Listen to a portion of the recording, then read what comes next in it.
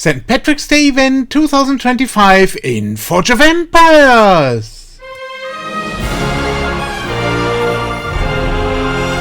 Last year's St. Patrick's Day event has been carried over to the current year almost unchanged. The aim this year is therefore once again to collect as many pots of gold as possible. You start the event with an initial stock of 200 pots of gold. Each day you log in, another 100 pots of gold are added. Each of the 35 immediate quests offers a reward of 100 pots of gold. The 21 daily quests that follow even bring 150 pots of gold each. All quests are within the familiar framework and can be completed quickly as usual. They do not contain any surprising difficulties. They are essentially the same quests as last year, but in a different order. If you want to know more, you can find all the quests in the first pinned comment below the video.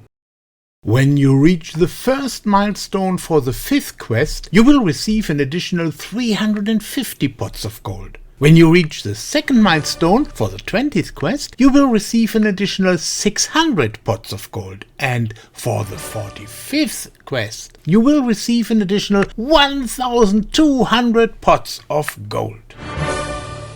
On the Tuesdays of the 2 full event weeks, Arrival will start with 32 quests that can be completed in 48 hours. Even experienced high-end players don't always manage this. Nevertheless, I recommend everyone to complete at least as many of the rival quests as time allows. On such a Tuesday morning, it is also helpful not to have the current city in a final phase, which only allows you to complete tasks at long intervals. If possible, you should not have used up the acceleration tool by the time you reach the first rival, as acceleration is one of the quests and only then will the rival give you further acceleration tools. We are all familiar with the minigame from last year. That's why I'm not going to go into it in detail in this video. However, there is already a separate video for this year in which I play through the first city completely and explain everything important. It is in the German channel FOE Tips only, but with English subtitles. This should help new players a lot.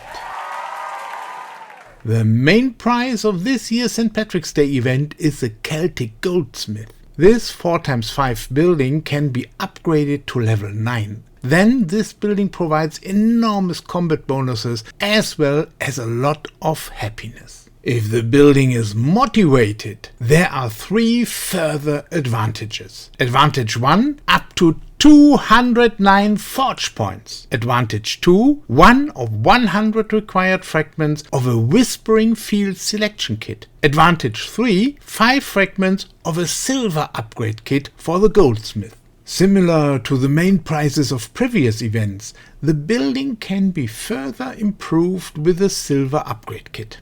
It is then called Lucky Celtic Goldsmith. It has improved stats and produces fragments of a golden upgrade kit. This can then be used to reach the highest level of the main prize, the fabled Celtic Goldsmith. Now, there are certainly several possible solutions. I firmly believe that completing all of a city's tasks takes too much time.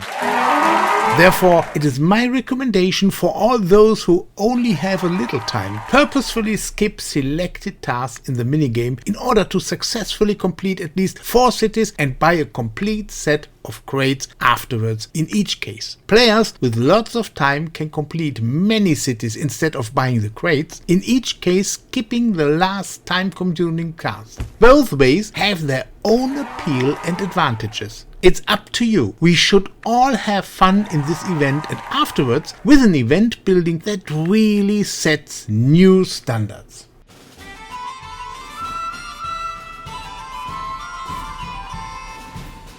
Not just in reading-writing should a sensible being be delighting, but also in wisdom's law one must find pleasures even more. Not just watching a video once, but taking steps further, not being a dunce. Thus concludes a wise decree that one must subscribe, you see.